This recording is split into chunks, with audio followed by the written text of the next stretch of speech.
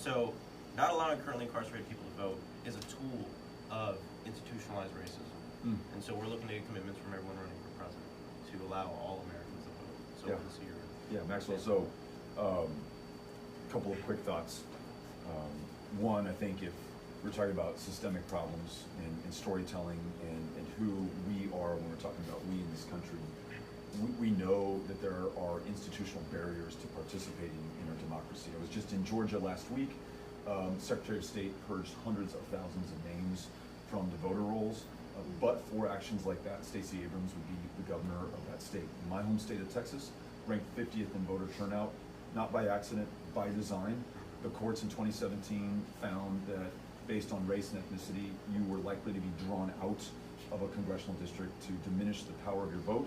And people made the logical conclusion that their vote did not count for as much as someone else's and did not vote. So we call for, and I will sign into law, a new Voting Rights Act. We call for same-day and automatic voter registration and the registration of those who've been formerly incarcerated. That would bring 55 million additional Americans into registration.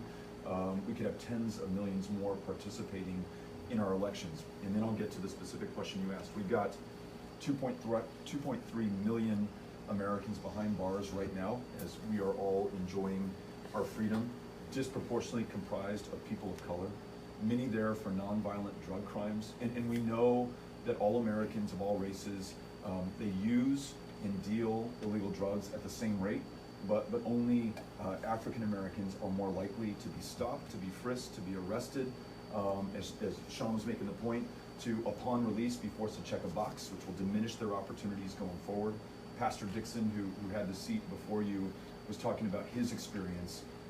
And that he was lucky to have been educated before going into that system, but that education denied to those who did not have it, healthcare denied, and voting rights denied.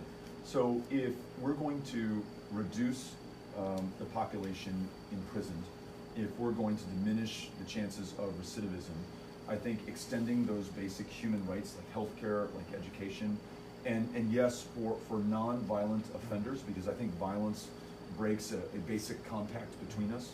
For nonviolent offenders, which acknowledges that those who are behind bars, for example, for possession of marijuana, legal in most states in this country right now, should not be stripped of their basic rights of citizenship, given the racist dynamic of the criminal justice system. So I would support extending voting rights to those in prison for nonviolent drug crimes, nonviolent crimes.